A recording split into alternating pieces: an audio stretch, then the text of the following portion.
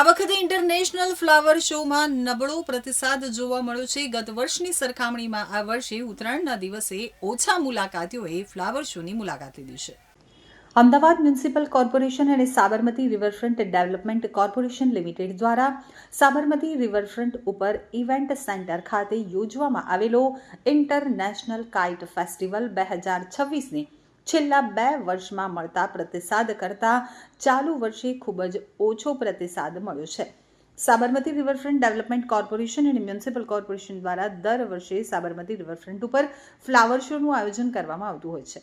ચાલુ વર્ષે 20 કરોડ રૂપિયાથી વધુનો ખર્ચ કરી નાગરિકો માટે ઇન્ટરનેશનલ ફ્લાવર શો 2026 આયોજિત કરવામાં આવ્યો છે.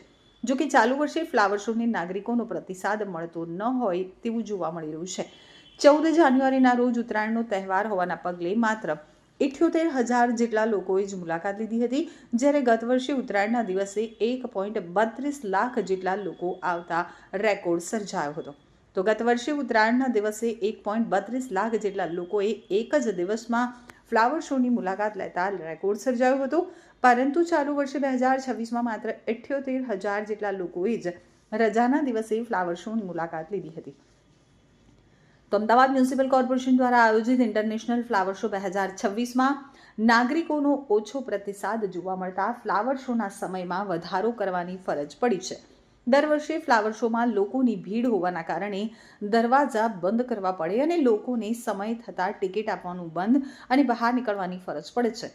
પરંતુ ચાલુ વર્ષે મ્યુનિસિપલ કોર્પોરેશનને સમય વધારવો પડ્યો છે, કારણ કે લોકોની ભીડ ખૂબ જ ઓછી આવી રહી છે. રાત્રે 10નો VIP સ્લોટ હોવાના કારણે લોકો ઓછા આવતા હોવાનું સામે આવતા લોકો મોડે સુધી આવી અને ફ્લાવર શો જુએ અને કોર્પોરેશનની આવક થાય તેના માટે ફ્લાવર શોનો સમય વધાર્યો છે અને રાત્રે VIP સ્લોટ બંધ કર્યો છે. તો ફ્લાવર શોમાં નબળો પ્રતિસાદ જોવા મળતા આ નિર્ણય લેવો પડ્યો છે.